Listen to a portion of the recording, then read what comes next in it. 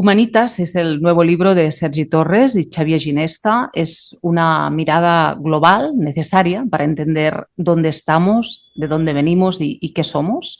Un viaje para tomar conciencia de ello y poner el foco en lo profundo que somos para darle sentido a esta experiencia de mundo en la que estamos todos inmersos. ¿Cómo estás, Xavier? Bienvenido. Muy bien, muchas gracias María, un placer estar contigo. Un placer. Xavier es doctor en Electrical Engineering para la Universidad de New York. Gracias por estar aquí y empezamos. El ser humano ha reflexionado en relación a una misma pregunta siempre: ¿cuál es el sentido de la existencia aquí? Y algo parece que se ha consensuado, creo, a lo largo de la historia, y es que quien no pueda aceptar la existencia de una experiencia que sobrepasa la razón humana, tendrá dificultades para hallar respuestas a esta pregunta, ¿verdad? ¿Podemos decir, Xavier, que ganas el sentido de la vida cuando pierdes un poco la razón? Buena pregunta. Pues sí, la verdad, es un tema justo este el de la razón que le está dando muchas vueltas últimamente. Mi conclusión, la conclusión a la que he llegado es que la razón es sin duda una forma de inteligencia, Mm. pero es una forma de inteligencia muy pequeña al lado de la inteligencia, digamos, universal. Desde la razón, nosotros juzgamos qué es lo que es inteligente y consideramos que solamente es inteligente aquello que es racional y por tanto consideramos que el despliegue, la increíble inteligencia con la que se ha desplegado el universo desde el Big Bang y nos ha llevado desde la nada hasta lo que somos ahora, es fruto de la casualidad, ¿no? Y esto es que es una locura, es que científicamente hoy en día ya estamos en condiciones de demostrar que la probabilidad matemática de todo lo que ha tenido que pasar para que estemos aquí hablando tú y yo a través de la tecnología que la propia materia que emergió del Big Bang ha sido capaz de crear, matemáticamente hablando, la posibilidad de que esto suceda es cero, es que no puede ser, no puede ser. Tiene que haber algo más que la ciencia todavía no comprende, ¿no? Y yo estoy convencido que la inteligencia es algo fundamental en el universo. Las leyes fundamentales son aquellas leyes que la ciencia considera que son leyes inherentes al universo, pues como la ley de la gravedad, la ley de los campos, todo lo que la ciencia considera campos, ¿no? El campo electromagnético, el campo de Higgs, el campo gravitatorio. Todas estas leyes son fundamentales porque no pueden ser descompuestas en nada más elemental. Existen por sí mismas, no sabemos por qué existen, pues sabemos que existen y las podemos medir, pero no pueden ser explicadas en base a elementos más básicos, ¿no? Por eso se llaman leyes fundamentales. Para mí, la conciencia y la inteligencia son fundamentales al universo, es decir, son inherentes y de hecho para mí son la misma cosa. Yo creo que existe un campo de conciencia que es el que se expresa a través de la materia para experimentarse a sí mismo, a través de todo lo material, incluyendo el ser humano, y este campo es enormemente inteligente. Y una forma de expresarse esa inteligencia es la razón humana, pero eso es una forma. Cuando desde la razón humana consideramos que esa es la única forma y consideramos que el universo se ha vuelto inteligente gracias a nosotros, es realmente bastante gracioso, ¿no? El nivel de arrogancia al cual hemos llegado, ¿no? Es un nivel alto de vanidad llegar ahí, ¿verdad? Bastante alto. Comentas en tu libro, Xavier, que lo tengo aquí. Aquí está. Además, ya ha salido la edición en castellano, ¿verdad? Sí, justo esta semana. Este es en catalán, pero ya salió la edición en castellano.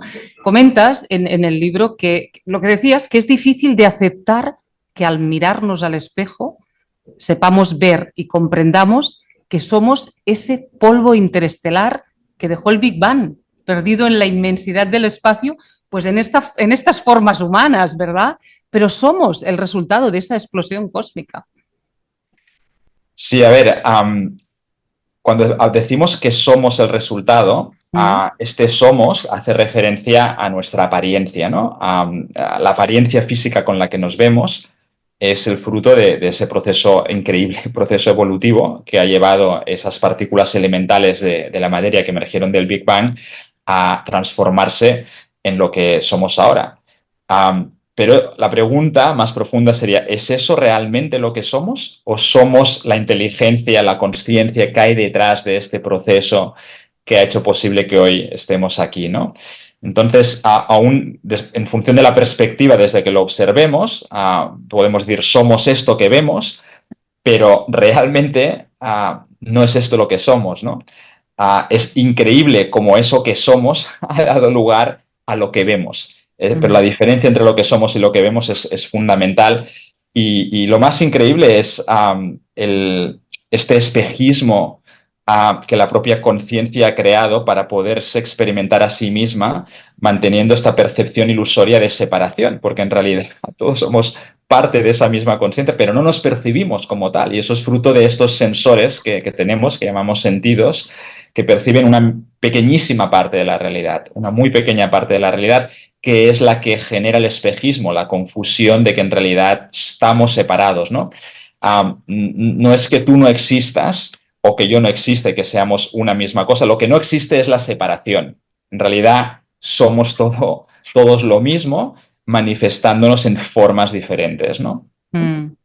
Y cuando ya el ser humano creía que lo sabía todo, eso es muy común, llega la física cuántica a cambiarlo todo. ¿Qué significa eso para el ser humano, Xavier? ¿Y cómo se hace patente en nuestra vida cotidiana la física cuántica? La física cuántica es algo que la propia física no entiende. Empecemos por ahí, ¿no? Descubrir la física cuántica en gran medida significa darle un tortazo a los científicos que pregonaban hace poco más de un siglo que ya no haría falta estudiar o hacer doctorados en física porque ya lo sabíamos todo del universo, ¿no? De pronto nos damos cuenta que hay pequeños detalles que todavía no comprendemos y cuando encontramos la clave de esos detalles emergen la relatividad y la física cuántica que dicen, bueno, en realidad no sabemos nada todavía, ¿no? Y creo que el descubrimiento de la física cuántica lo que nos permite es darnos cuenta que estamos en un abismo de ignorancia y que todavía estamos empezando, no estamos ni saliendo a la superficie, estamos empezando a subir posiciones en lo que es nuestro nivel de conocimiento, pero realmente sabemos muy poco. En lugar de sapiens, nos deberíamos llamar pues crédulos seguramente, ¿no? Porque somos seres muy creyentes, tenemos sistemas de creencias muy potentes y nos lo creemos todo. Pero hoy en día me hablas de la física cuántica, que es algo difícil de comprender, pero es que yo creo que si cogemos a 1000 personas al azar y las ponemos en una sala y les pedimos que nos demuestren por qué la Tierra es redonda, todos estarán convencidos de que es redonda, a menos que haya algún terraplanista, ¿no? Pero que realmente sean capaces de demostrarnos que la Tierra es redonda utilizando un telescopio y una pizarra, ¿no? Es bastante improbable que esto suceda. En el fondo, todos creemos que la Tierra es redonda y todos creemos muchas cosas porque tenemos evidencias o fuentes de información que nos parecen fiables y eso determina aquello en lo que creemos, ¿no? La física cuántica es algo que la propia ciencia no habría ni siquiera creído, porque al final la física cuántica surge de las matemáticas, y no es hasta que se empiezan a hacer experimentos que hacen posible comprobar cosas que parecían increíbles que los científicos se convencen que esto es así. Pero la física cuántica, nadie nos dice que no sea una proyección de algo más profundo que la ciencia todavía no comprende. De la misma forma que en su momento la física de Newton era una proyección de la física cuántica. La física de Newton funciona a ciertas escalas, pero hay ciertas escalas donde ya no funciona y ahí es donde entra la física cuántica. De la misma forma, la física cuántica entra en contradicción con algunos aspectos de la teoría de la relatividad. Las dos son válidas para ciertas cuestiones, pero inválidas cuando se contraponen a sí mismas. Y por eso se está buscando la teoría del todo, que es esta visión física de la física que lo unifique todo. Pero la pregunta, al final, es si realmente la ciencia está buscando en la dirección adecuada y si realmente habrá una explicación matemática para la verdad absoluta. O sea, la verdad absoluta se puede explicar matemáticamente. Esta es la gran pregunta. Y yo creo que la respuesta a esta pregunta depende de otra pregunta, que es si la conciencia emana de la materia, es decir, la interacción de la materia, en concreto de las neuronas en el cerebro, generan la conciencia, o si es justo al revés, que la materia emana de la conciencia. Si es lo primero, pues es posible que seamos capaces de demostrar que matemáticamente las matemáticas nos llevan a la verdad absoluta. Si es lo segundo, ese camino no nos lleva a ninguna parte. Si eso fuera así, los intentos de la ciencia por encontrar el origen de la conciencia, pues sería, por ponerte una metáfora, pues como podríamos ver la ciencia o los científicos como una gran linterna que está como loca enfocando hacia todos lados buscando el origen de su propia luz, ¿no? Un poco en eso estamos. Bueno, ese salto cuántico que se dio en la física no se ha producido en la biología. ¿Por qué? Mm. ¿Y en qué nos afecta eso exactamente? Bueno, digamos que la física se ha producido este salto, poder entrar en lo que es el conocimiento de la física cuántica es un salto enorme, ¿no? Mm, En la física seguimos anclados en la física de Darwin. Y mm, quizás es porque Darwin pues apareció creo que con un siglo de retraso respecto a Newton y por tanto pues ahora estamos a un siglo también a lo mejor de que, bueno, o todavía no hemos, hay un decalaje, ¿no? La evolución de la física ha ido más rápida que la evolución de las teorías biológicas y posiblemente la biología vaya ahora mismo por detrás de la física y nos falte dar un salto parecido, ¿no? Entrar a una comprensión cuántica de la biología. Pero creo que este siglo de decalaje que se está a punto de cumplir está dando lugar precisamente a percepciones biológicas desde un punto de vista cuántico. Y de hecho, en el Festival de la Consciencia que celebraremos en Barcelona en 2 semanas, vendrá un científico que es colega de un físico cuántico que recibió hace un par de años, 3, el premio Nobel de Física, Roger Penrose, y mm. entre los dos han desarrollado un modelo cuántico de la consciencia, ¿no? Ellos creen que la consciencia responde a fenómenos cuánticos, con lo cual ya estamos empezando a hermanar la percepción tradicional de la biología con los conceptos cuánticos de la física. Tal como decías, nos hemos nombrado como especie Homo sapiens sapiens, que en latín es hombre sabio, doblemente sabio, y no es la sabiduría nuestro diferencial, sino, dices en tu libro, la increíble capacidad que tenemos de imaginar historias. ¿Somos más bien el hombre imaginativo más que el hombre sabio? Desde luego, sabios no somos, eso es una evidencia. Mm, Si fuéramos sabios, pues lo sabríamos todo ya, no tendríamos dudas en cuanto a ninguno de los grandes misterios de la ciencia, ¿no? mm, Y lo cierto es que esos misterios están allí y todavía nos queda mucho por desvelarlos. Pero lo que sí que somos seres muy, muy creativos, ¿no? mm. Y esta creatividad es la que nos define. También, yo diría que también nos define la capacidad de no solo imaginar historias, sino de creérnoslas, ¿no? Porque si nos imagináramos historias y no nos las creyéramos, no servirían de nada. Pero en cambio, el hecho de imaginar historias y además creérnoslas es lo que ha hecho posible que los seres humanos nos unamos y seamos capaces de colaborar alrededor de una narrativa, ¿no? Esto ha sido un hecho fundamental en el progreso humano. Fíjate que todos los seres vivos, el principal reto de cualquier ser vivo es alinearse para colaborar bajo un propósito, que normalmente es la supervivencia. Los seres humanos hemos trascendido, estamos trascendiendo el propósito de la supervivencia y estamos ya mirando más allá de lo que es sobrevivir. Pero el principal reto que tenemos como cualquier otro ser vivo es alinearnos en torno a un propósito. Y para eso hace falta crear narrativas que describan ese propósito y convencernos mutuamente de que es una buena idea a ser fieles y colaborar en torno a esas narrativas, ¿no? Esto es, desde luego, uno de los aspectos más importantes del ser humano. Mm. Ese ser imaginativo es como que está constantemente, ¿cómo lo diría? Acumulándolo todo, removiendo siempre en la basura, reciclando recuerdos, buscando en la memoria, fantaseando sobre algo diferente a lo que es. Es un ser que no se desprende de nada. En tu libro dices, disimula la ausencia de conocimiento con la fantasía de la mente. Esa frase te conmueve un poco, ¿eh? Porque dices, es que no sabe, y porque no sabe se da el recurso de la fantasía, que es un poco el mal menor. ¿Hasta qué? Hasta que logre el salto conciencial, ¿no, Xavier? Sí, sí, esto que comentas, ¿no? De cómo rellenamos Mm, la ausencia de conocimiento con fantasías, es muy característico del ser humano, ¿no? El ser mm, humano necesita, y es una característica, diría, del cerebro humano, de la capa racional del cerebro humano. La razón siempre busca la coherencia. Esto es una característica mm, muy mm, fuerte del ser humano, ¿no? Y de cómo funciona el cerebro humano. Intentar encontrar una explicación racional a todo.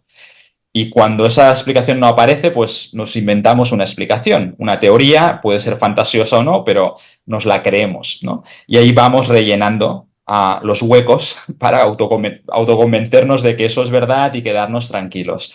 Quizás una de las cosas más perniciosas o las formas más perniciosas que hemos tenido de rellenar esta ausencia de conocimiento en torno a lo que somos seguramente estaría en el consumismo y el materialismo en el que vivimos, ¿no? Fíjate que hemos llegado a construir la fantasía de que el dinero, que hoy en día es algo que nos permite sobrevivir. Hemos pasado de un mundo donde la naturaleza proveía y nosotros vivíamos de la naturaleza sin tener que cultivarla ni domesticarla, a un mm. mundo donde el dinero es imprescindible para sobrevivir. El dinero se ha convertido en nuestro cordón umbilical a la supervivencia. Pero hemos dado un salto y hemos convertido el dinero en no solo la fuente de la supervivencia, sino en la fuente de la felicidad. ¿Por qué? Porque hemos confundido felicidad con posesiones materiales, ¿no? O inmateriales, con experiencias, ¿no? Hemos confundido el hecho de ser felices con el hecho de tener cosas. ¿Y por qué? Porque cuando no tenemos nada, lo que vemos, cuando tenemos tiempo libre, que ya no estamos preocupados por la supervivencia y Mm. tenemos tiempo para mirar hacia adentro, lo que vemos es ese enorme agujero existencial que nos aterra, ¿no? Y decimos, wow, esto no me gusta, no me gusta, yo quiero ser feliz y esto no me mola, ¿no? Entonces, intentar ser felices cuando delante tienes ese abismo, nos lleva a pensar que si obtenemos cosas y las metemos ahí dentro, taparemos el agujero, ¿no? Y como en parte funciona, porque cuando metemos una cosa nos da un chute, el éxito nos da un chute provisional, ¿no? Es aquello Mm. que, bueno, yo compro algo y creo que me siento feliz. En realidad no estoy sintiéndome feliz, estoy teniendo un chute de o adrenalina o dopamina o alguna de las drogas que segrega el cerebro para agradecernos que satisfacemos sus deseos, ¿no? Pero eso no es la felicidad genuina. Pero como confundimos eso con felicidad, pues cuando el efecto de la droga se nos va, decimos, bueno, pues ahora se me ha ido, ¿no? Necesito más de lo que he hecho antes para continuar sintiéndome feliz. Con lo cual caemos en esta rueda de hámster donde estamos constantemente persiguiendo una felicidad ilusoria que no es la felicidad real, es una sensación de bienestar producto del chute que nos producen estas sustancias que segrega el cerebro, pero que no es la felicidad, eso no llena el hueco existencial. Y el riesgo que tienen muchas personas, ahí cuanto más dinero tienes, más en riesgo estás, porque como pues no hay límite para el derroche en la adquisición de cosas para rellenar ese hueco, Mm. pues cuando se te va el efecto, piensas, hostia, es que a lo mejor este barco de 30 metros que me he comprado, pues no era suficientemente grande, necesito uno de 50. Claro. Y cuando se te va el efecto, igual piensas que necesitas ponerle un helicóptero al barco, ¿no?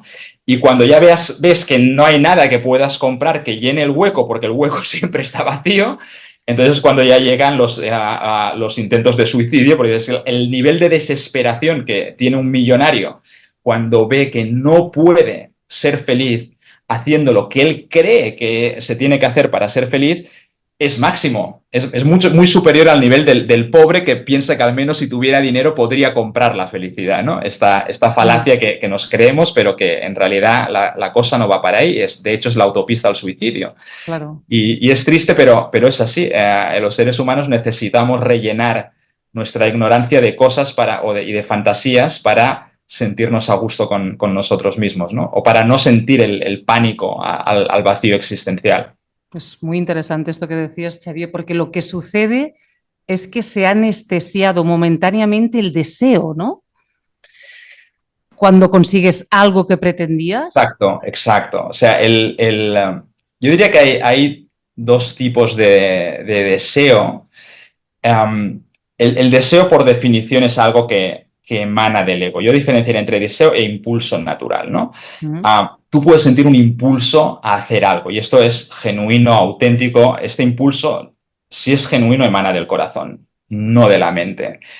Cuando el genuino, perdón, cuando el impulso es un deseo que emana de la mente, es porque has pasado eso por el ego. Cuando ya pasas ese impulso por el ego, que a lo mejor en el fondo era genuino, pero al pasar por el filtro de la capa de pensamientos se transforma, es posible incluso que se transforme en dirección opuesta a la original, que la percepción egoica que emana de nuestro sistema de creencias diga esto no tiene ni pies ni cabeza, yo aquí estoy sintiendo algo y me nace ir hacia allá, pero esto no puede ser, tengo que ir hacia allá.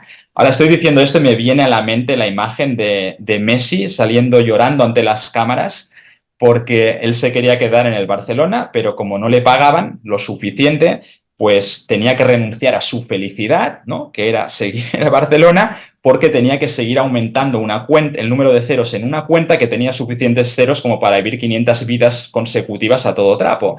Entonces, es triste que seamos prisioneros de nuestro sistema de creencias hasta el extremo que boicotea nuestra felicidad de una forma tan salvaje. Alguien que lo tiene todo económicamente y a todos los niveles para fluir y hacer lo que le da la gana, no puede hacer lo que le da la gana porque su sistema de creencias se lo impide. mm. Porque no, es que no puede, debemos ser el único ser del planeta, el único ser vivo del planeta que hemos desarrollado un sistema de creencias que es capaz de ir en contra de nuestra propia naturaleza. El Sí. resto de seres vivos fluyen, les apetece algo que les sale de dentro y lo hacen. Nosotros nos apetece algo, vuelvo al ejemplo de Messi, y no lo hacemos porque hay algo que nos está diciendo, no, esto no puede ser, no puede ser, esto Pero Xavier, no va así. porque ese sistema de creencias se autodestruye, tiene que al final autodestruirse, ¿no? Quiero decir, tiene sentido que se actúe así de alguna manera, ¿no? El ego al final acaba destruyéndose a él mismo.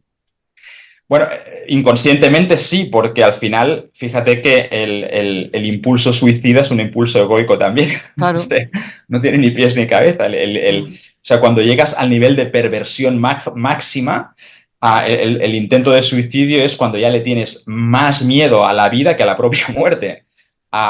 Cuando llegas a ese extremo, donde tu ego te ha llevado a tu incomprensión de la realidad, te ha llevado a ese extremo, Mm, puede ser que se produzca mm, esto, ¿no? Entonces, efectivamente, el ego persiguiendo su supervivencia puede terminar autodestruyéndose, ujú. exactamente. Y en ese trascender, en ese despertar de conciencia, hay que decir que es un derecho, que no es un privilegio de unos pocos, que es natural, que la vida te lleva a ello y nos lleva a todos. Y porque es natural, sucede, porque es natural, es, y no vas necesariamente con la tesitura de ir a algún lugar en concreto o de trascender algo en concreto. Sucede, ¿no, Xavier? Sí, yo creo que está sucediendo. Nosotros, quizás desde nuestra perspectiva temporal del ser humano, que es nuestra ventana temporal marcada por nuestra longevidad, es muy corta, ¿no? Y por tanto no nos permite contemplar el proceso evolutivo desde una perspectiva cosmológica, donde podríamos ver que desde el origen del Homo sapiens hasta ahora, ese nivel de conciencia medio de la humanidad, pese a lo que percibimos por las noticias, ha ido subiendo, está subiendo. El proceso evolutivo se puede entender como un proceso de evolución en conciencia. El ser humano está evolucionando, está volviéndose más consciente cada vez y no es que sea un derecho, es que es el curso natural del proceso evolutivo, es hacia dónde vamos. ¿Qué pasa? Que a quien le toca vivir uno de los baches del proceso evolutivo, digamos que la curva del ascenso en conciencia es como un poco como la bolsa, ¿no? Va subiendo en promedio, pero de pronto aquí en una crisis baja, una guerra o algo, y luego vuelve a subir y tal, y va haciendo estas oscilaciones, ¿no? En promedio, si tú miras dónde estábamos hace 100.000 años y dónde estamos ahora, hemos subido el nivel de conciencia. Pero han habido curvas chungas, ¿no? Y estas curvas igual duran cientos de años, ¿no? Entonces, a quien le pilla una curva por medio, su percepción es de que vamos a la destrucción total, ¿no? Y puede ser que pasemos por procesos, por momentos muy duros, pero que son necesarios como trampolín para el siguiente ascenso en conciencia. Esto pasa en el proceso evolutivo. David Hawkins, Xavier, dice que hay 1000 veces más de posibilidades de despertar ahora mismo en el planeta Tierra. 1000 Bueno, veces más. eso es evidente y es por una razón, ¿no? Hay un psicólogo llamado Maslow, muy famoso, que describió una pirámide. Sí. Utilizó una pirámide, un modelo de pirámide para describir lo que son las necesidades humanas, ¿no? Y esta pirámide tenía varios niveles. En el nivel más básico están las necesidades vitales, ¿no? Lo que es la supervivencia básica, ¿no? Pues el comer, el acceso al agua potable, a todo lo que es esencial para la supervivencia, ¿no? En el siguiente nivel, pues estaba la seguridad, ¿no? El poder pues, tener un hogar, el poder estar protegido de las amenazas de muerte que nos rodean, etcétera, ¿no? Y así va subiendo, luego a continuación viene el nivel afectivo, ¿no? Somos seres sociales que necesitan afecto, luego viene el reconocimiento y luego finalmente viene la cima de la pirámide está la trascendencia, ¿no? El poder trascender ya la visión egoica de que yo soy lo único que importa y que me he de preocupar únicamente de mí y entender que estamos todos en el mismo barco y que la felicidad solo puede ser compartida porque mi felicidad a costa de la de los demás no tiene ningún sentido, ¿no? Entonces, esta pirámide que nos describe cómo el ser humano puede ir ascendiendo en conciencia a nivel individual, es lo que yo entiendo que está sucediendo a nivel colectivo, porque en la medida que hemos ido evolucionando a nivel tecnológico, el progreso tecnológico, por ejemplo, nos ha sacado de la escasez de todo lo que es una necesidad vital. Es decir, en nuestra sociedad moderna, bueno, amenazas de muerte por inanición en Occidente, pues prácticamente ya nadie se muere, ¿no? Y el tema de la seguridad, pues básicamente el único peligro que queda somos nosotros mismos, pero hemos erradicado todas las amenazas externas a nosotros, ¿no? Y por tanto, estamos creando un contexto para que las personas salgan de ese pozo del mindset de supervivencia, llamémosle, ¿no? En la medida que somos capaces de apreciar que el proceso tecnológico está creando un contexto, un nuevo contexto de abundancia, donde todo lo esencial para cubrir nuestras necesidades está ahí y ya lo tenemos a nuestra disposición, podemos cambiar nuestro mindset. Y a medida que cambiamos nuestro mindset, nos abrimos a apreciar esta abundancia y nos abrimos a cambiar nuestra forma de comportarnos, porque no es lo mismo comportarse bajo un mindset de escasez y de supervivencia que bajo un mindset de abundancia donde todo está garantizado, ¿no? La supervivencia está garantizada. Entonces, lo que dice Hawkins, entiendo que se refiere a esto, ¿no? A que el contexto evoluciona favorablemente para que nos desprendamos de del sometimiento a nuestra arquitectura cerebral. Nuestra arquitectura cerebral es una arquitectura pensada para la supervivencia y eso es lo que nos ha permitido llegar hasta aquí. Ahora, lo siguiente es, ok, ¿cómo dejo atrás el hardware? No lo puedo dejar atrás así como así, porque el cerebro es lo que es y cuesta evolucionarlo, pero sí que puedes cambiar el software. El mindset es el software, ¿no? Cómo utilizamos ese hardware en función de las nuevas circunstancias.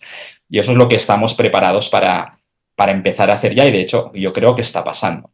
Es el cambio del sistema de pensamiento, ¿no? En vuestro libro os planteáis otra gran pregunta, yo creo, que es ¿cómo lograr separarse un ser vivo de su propia esencia? ¿Cómo sucede eso? Bueno, esto sucede gracias a la razón. O sea, es imposible que un ser vivo abandone su esencia si no hay nada que entre en conflicto con su naturaleza. El ser humano es el único ser vivo que ha desarrollado un sistema de creencias y un sistema de razonamiento que le lleva a creer que sus impulsos naturales no son correctos, que esto que ahora tengo ganas de hacer no es lo mejor. Y a veces ya no solo que esto no es lo mejor, sino que lo mejor es lo contrario. O sea, nos lleva a hacer absolutas locuras, ¿no? De hecho, todas las guerras, todas, sin ninguna excepción, son fruto de esta locura colectiva en la que todos... es una enfermedad, el ego, ¿no? El ego es una enfermedad colectiva, es una enfermedad mental que todos padecemos, ¿no? No es que el ego en sí sea malo, pero es cuando el ego se apodera de nosotros y nos lleva a buscar la satisfacción de sus deseos, cueste lo que cueste, y nos lleva a creer que la felicidad y lo que realmente nos hace felices es la satisfacción de esos deseos que no tienen nada que ver con lo que realmente nos hace felices. Ahí es donde comienzan los problemas, ¿no? La explicación es esta, porque hemos desarrollado, gracias a nuestra razón, hemos desarrollado un sistema de creencias que nos ha permitido hacer cosas increíbles, pero que ahora mismo tiene cosas que también son increíbles en negativo. Bueno, pues ¿qué hemos de hacer? No es tirar por el suelo la razón es una herramienta increíble, lo que tenemos que hacer es aprender a usar la razón, ¿no? Claro. Y nos ha traído hasta aquí, está muy bien que estemos hasta aquí, y ahora el siguiente paso es decir, ok, muy bien, ahora que estoy aquí, ¿cómo voy a ir hacia allí, hasta allí, ¿no? Cómo debemos utilizar la razón para alinearnos con el proceso evolutivo en lugar de resistirnos a él. Ahora mismo estamos en una fase donde el proceso evolutivo quiere avanzar en una dirección y el ser humano con nuestra mente y con nuestro sistema de creencias y con nuestro mindset se opone a eso. Se opone a eso. O sea, fíjate hasta qué punto se opone, que volviendo al ejemplo de la pirámide de Maslow, así como Maslow describía una pirámide que iba hacia arriba y que lo normal y lo natural sería, en la medida que el contexto es favorable, fluir hacia arriba sin ningún esfuerzo, porque es lo natural, ¿no? A medida que vamos cubriendo necesidades, lo normal es fluir con toda naturalidad, sin esfuerzo. En cambio, lo que está sucediendo es que el sistema quiere sobrevivir. El sistema necesita sobrevivir porque realmente es una especie de ecosistema donde las organizaciones, la economía, para poder sobrevivir necesita continuar creciendo de forma indefinida. Pero ¿cómo va a crecer de forma indefinida una economía que se basa en satisfacer las necesidades de un ser que tiene necesidades finitas? Si nuestras necesidades no son infinitas, ¿cómo vamos a crear soluciones y productos infinitos para necesitar un conjunto de necesidades finitas? ¿Qué hacemos? Empezamos a crear necesidades que no son reales, que son psicológicas. Virtuales algunas, ¿no, Xavier? Algunas virtuales, o sea, necesidades, o sea, el fast fashion, ¿no? El fast fashion es un ejemplo de cómo destruir el planeta creando necesidades artificiales que no responden a una necesidad real, ¿no? Y podría darte muchísimos ejemplos. Las guerras, pues, sin lugar a dudas, forman parte de este tipo de necesidades artificiales. Entonces, lo que está sucediendo es que en lugar de fluir hacia arriba en la pirámide, estamos excavando una pirámide inversa de Maslow, estamos yendo hacia abajo, creando necesidades virtuales. Cada una de las capas de la pirámide de Maslow está ahora, estamos creando una pirámide, una capa por debajo de la pirámide, estamos creando una pirámide invertida y lo más triste es que los que están excavando con más fuerza y con más decisión son los que más tienen. Es decir, los que deberían estar arriba de la pirámide son los que están excavando como locos, buscando el lujo y buscando todo aquello que los haga diferentes del resto, en lugar de decir, oye, voy a ayudar al resto a ser como yo.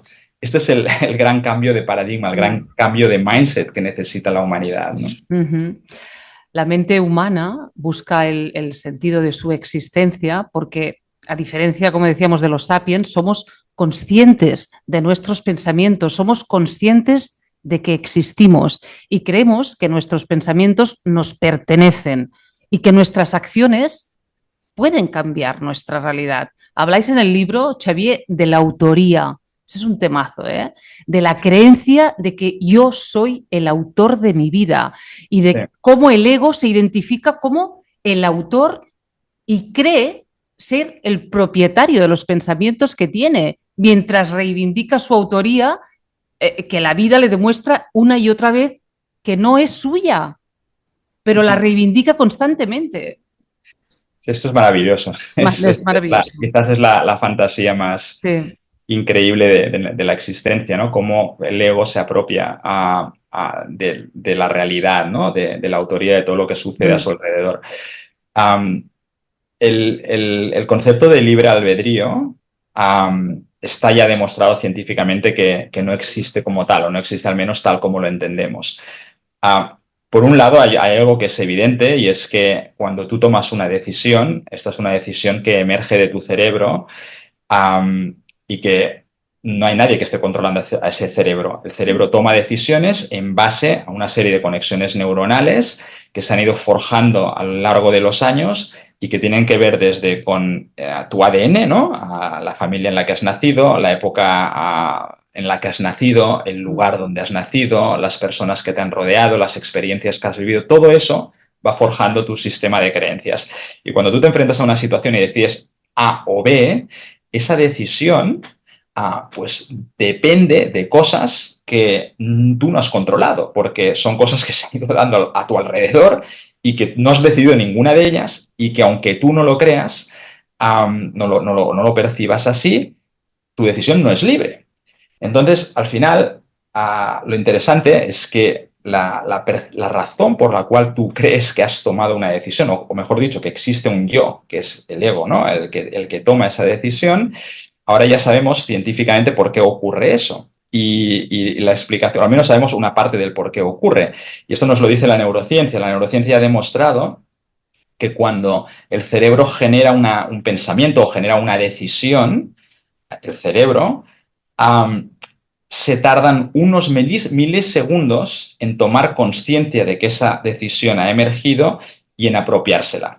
¿De acuerdo? O sea, es el propio cerebro, es el que genera una entidad virtual, el yo o el ego, como le queramos llamar, que se apropia de las decisiones que genera la mente. Que genera, o sea, es la mente generando una entidad virtual que se apropia de sus propias decisiones. O sea, una cosa surrealista. Pero ahora ya sabemos que la percepción de autoría de la que hablabas antes, de yo he tomado esta decisión, esto surge después de que la decisión haya emergido. No es antes, no es Claro, previa. claro, claro. Surge la decisión y luego, ¡bum!, mágicamente nos la hacemos Claro, propia. Xavier, la cuestión es cuál es el origen de la decisión que estás tomando, ¿no? La decisión, o sea, igual que el corazón es un órgano del cuerpo humano que está constantemente bombeando sangre, el cerebro es otro órgano que está constantemente Claro, bombeando decisiones, pensamientos, pensamientos. etcétera, ¿no? Y allí no hay nadie que esté controlando eso. Eso está a su bola. Eso produce pensamientos, pues como un árbol produce naranjas o como decía antes, como el corazón bombea sangre, ¿no? Mm. No hay nadie que esté decidiendo y ahora pensaremos esto. Es el propio cerebro que genera el pensamiento, ahora voy a pensar no sé qué. Así es como funciona. Mm. No hay un autor propiamente dicho. Lo que nos distingue o sea, y de hecho así es como funciona la inteligencia artificial. Lo que nos diferencia de la inteligencia artificial es que nosotros somos conscientes Mm. de eso que está haciendo el cerebro. Es cierto que nos confundimos y nos auto-otorgamos la autoría, pero lo que nos hace distintos es el hecho de ser conscientes. Esa conciencia es lo que nos define como algo que está haciendo algo aquí. Por lo menos estamos observando lo que el cerebro, los pensamientos que genera el cerebro. Y todavía no entendemos muy bien cómo funciona la conciencia, pero sí que parece ser que la conciencia es capaz de enfocarse en unas cosas u otras y esto posiblemente sea capaz de modular cómo funciona el cerebro. Si la atención, si la conciencia se pone en un pensamiento, se pone en otro, o descarta esto y acepta el otro, Mm. eso puede ayudar a que el cerebro priorice cierto tipo de pensamientos y descarte otro tipo de pensamientos, ¿no? Es algo de hecho que en el Instituto de Neurociencia Avanzada de Barcelona, que estamos ahora fundando con David del Rosario y con Sergi Torres, vamos a estar investigando porque es un tema apasionante. Totalmente. Me gusta mucho cómo habláis del ego en el libro y lo llamáis sistema inmunitario biológico, ¿no? Es el sistema, me encanta este concepto que no lo había oído todavía, sistema inmunitario biológico, ¿no? El ego es el sistema inmunitario psicológico realmente, ¿no? Total, sí. Es muy curioso porque el ego es un sistema de creencias, ¿no? El ego básicamente está, la configuración del ego, el ego está constituido por tus creencias, ¿no? Que en parte es tu personalidad forma parte del ego, pero no es eso solamente, es todo aquello en lo que tú crees. Tú tienes un hijo, pues te sientes que eres padre o madre, ¿no? Y eso forma parte de lo que tú crees ser o de lo que configura tu sistema de creencias. Si tú eres hombre o mujer, si tú has estudiado no sé qué, si tú tienes un barco o una casa, todo lo que son tus posesiones, todo aquello que tú crees tener, pensar, saber o lo que sea, todo eso forma parte del sistema de creencias que da forma al ego, ¿vale? Y podríamos construir, yo creo que estoy convencido que llegaremos a construir sistemas de inteligencia artificial que puedan constituir un sistema de creencias prácticamente análogo al tuyo y que pueda dar respuestas prácticamente análogas a las tuyas. Lo que nos diferencia es que en el momento en que somos conscientes, añadimos esta consciencia, autoconsciencia de todo esto que pensamos y creemos, mágicamente se produce algo que todavía no entendemos muy bien por qué, pero es el apego a todo eso, ¿no?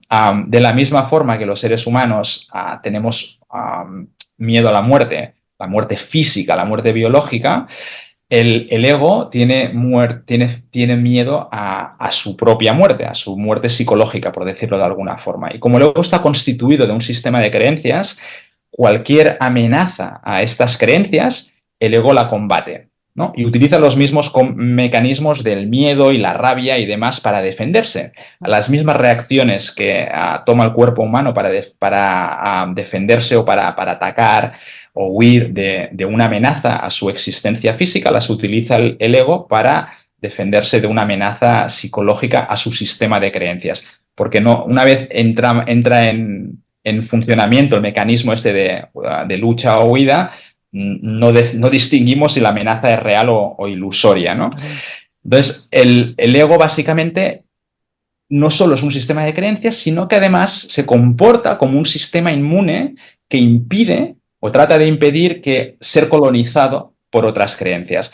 Pero es que lo más gracioso es que no está contento solamente con esto, sino que además actúa como un virus, es decir, trata de invadir a todos los que le rodean con sus propias creencias.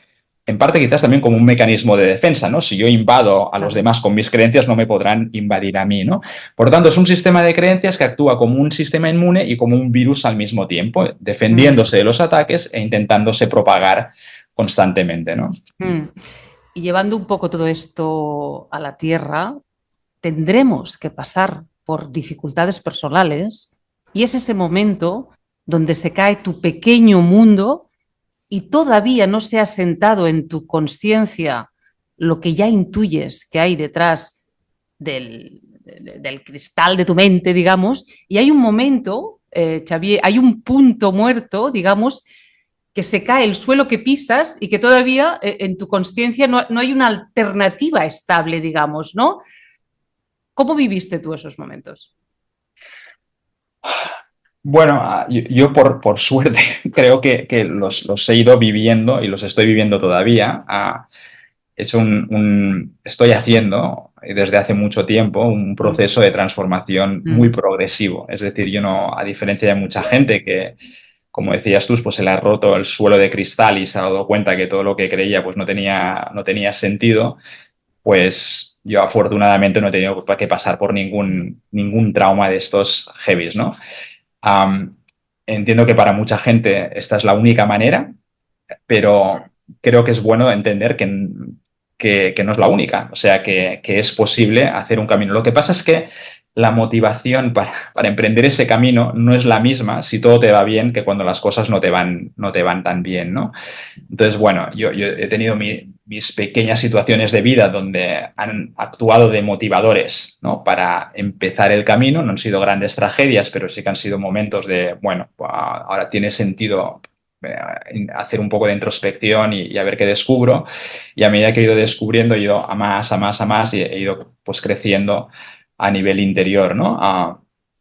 Pero entiendo lo que dices, ¿eh? Que para mucha gente el motivador, el aspecto motivador es la desesperación. Cuando todo va bien es muy difícil decir, bueno, ahora voy a ponerme a autoindagarme y a ver qué soy. No, Mm, ujú. complicado.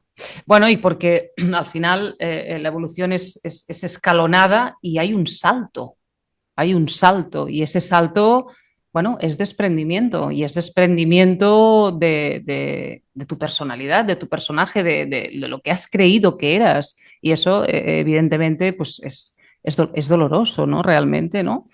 Sí, es que Sí, en cierta medida es como una muerte, ¿no? claro. Sergi, en cambio, tuvo ese proceso, lo vivió de forma Mm, muy, muy abrupta, ¿no? eh, Él vivió como una muerte en vida. mm, No fue nada fácil para él el proceso. Lo consiguió atravesar porque hay gente que termina en un psiquiátrico, exactamente. literalmente, porque el problema cuando esta gente que tiene como despertares espirituales así abruptos, no entienden lo que les está pasando y a veces tienen pues como brotes psicóticos, que en realidad no es que sean brotes psicóticos, se puede confundir con un brote Sí, psicótico, los llevan al médico, lo confunden con un brote psicótico y en lugar de tratarlo los adecuadamente lo medican. medican.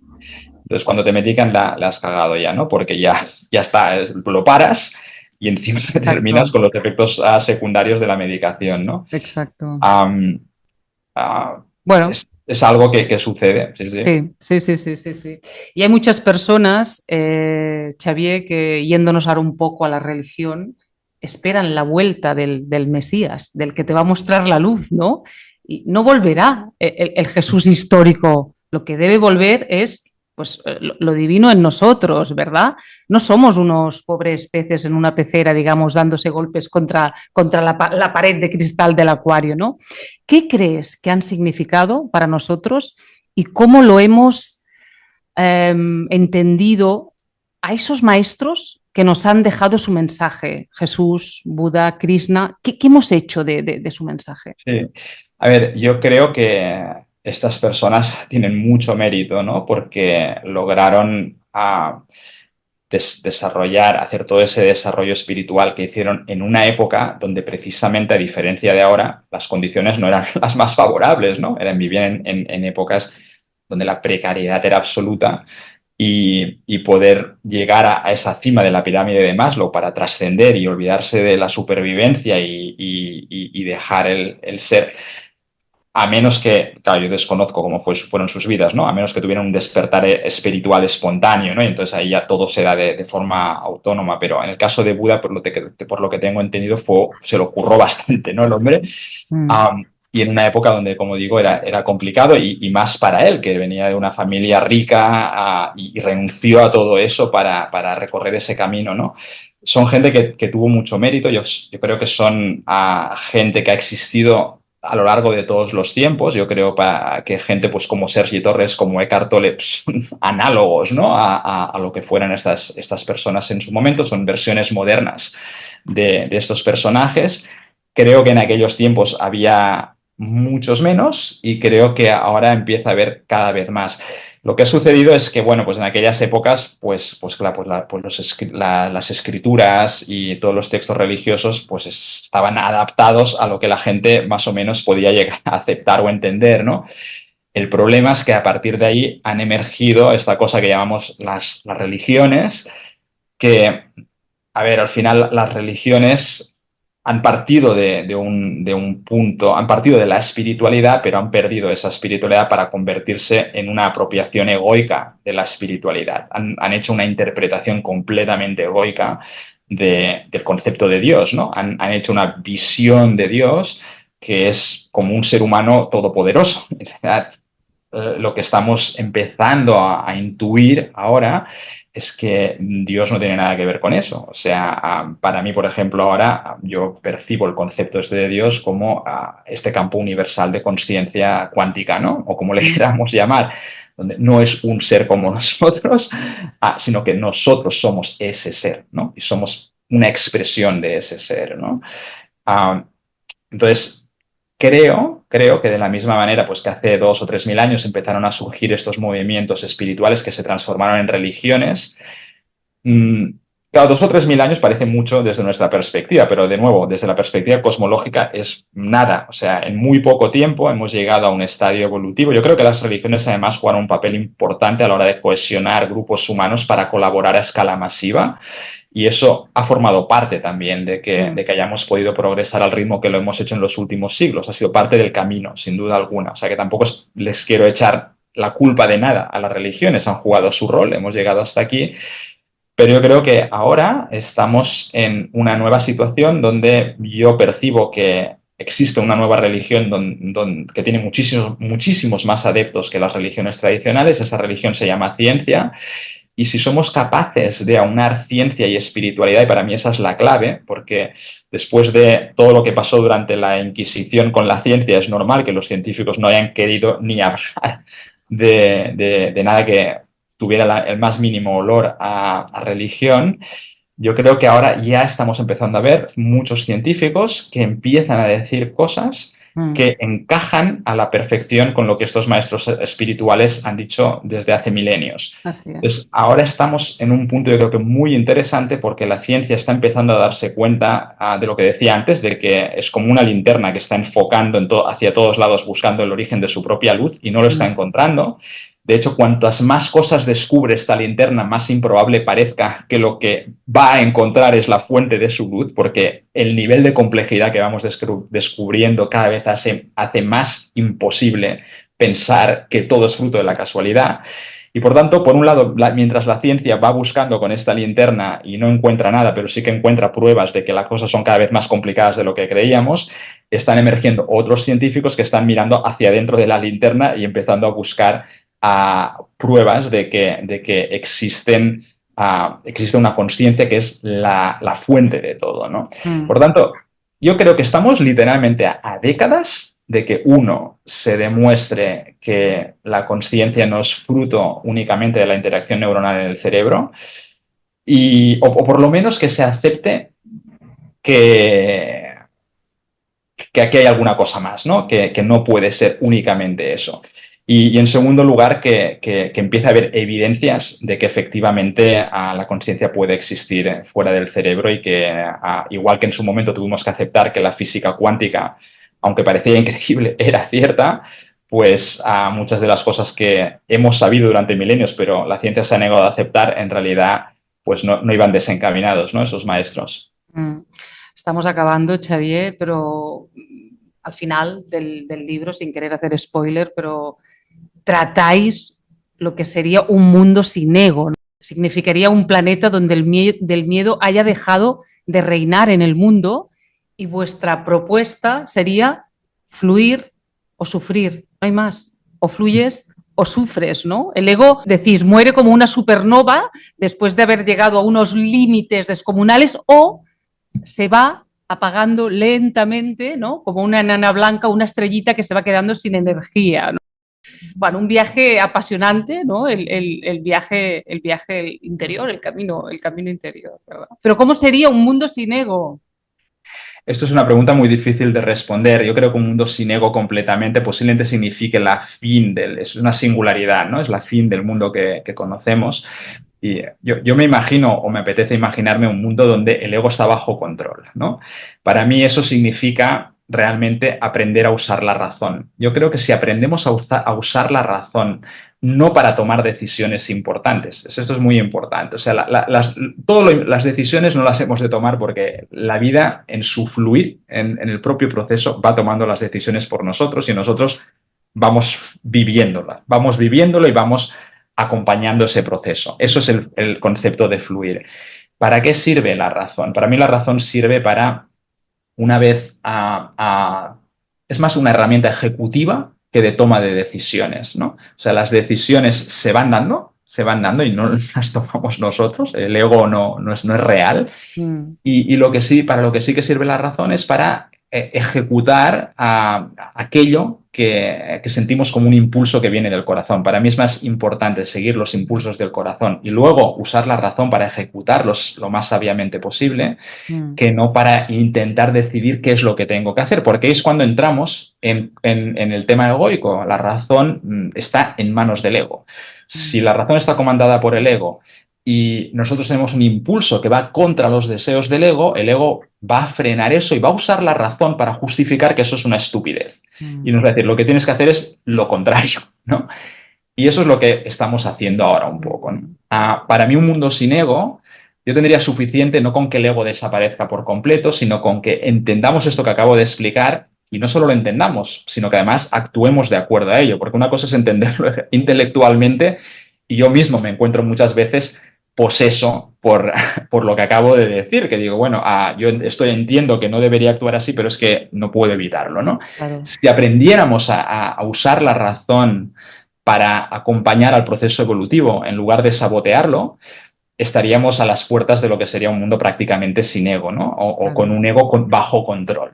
Bueno, que abandone el reino de la psique, ¿no? Que abandone el reino de la psique, ¿no? Para pasar a otra posición, ¿no? Xavier, eres uno de los organizadores del Festival de la Consciencia en Barcelona, que es una iniciativa que invita a llenar Barcelona de eventos, talleres y experiencias de manera colaborativa y abierta con el propósito de elevar colectivamente la energía de la ciudad. Eso es algo maravilloso y eso va a suceder en 2 semanas aquí en Barcelona y tenéis unos ponentes que la verdad me dejan sin palabras, ¿no? Primerísimo nivel. ¿Cómo se presenta esta tercera edición? Bueno, como dices, la tercera edición, va a ser los días 12, 13 y 14 de julio y se presenta pues como cada año mejor que el año anterior. Es decir, la primera edición ya fue un éxito, la segunda fue mejor, esta va a ser increíble, la que viene todavía será mejor. Realmente el festival es algo que tiene mucho que ver con lo que estamos hablando aquí. De hecho, surgió paralelamente al libro. Lo concebimos mientras estábamos escribiendo el libro y de alguna forma el festival es una herramienta de cambio de mindset, ¿no? Es una herramienta para abrirnos a contemplar la realidad de formas diferentes. Fíjate que el proceso del desarrollo humano, las diferentes dimensiones del desarrollo humano, desde los negocios hasta la ciencia, pasando por la enseñanza y demás, están condicionadas por nuestro sistema de creencias. En función de lo que creemos, pues nos comportamos de una forma en los negocios, en la enseñanza, la ciencia evoluciona en una dirección o en otra. Nuestro sistema de creencias es fundamental en cómo nos comportamos.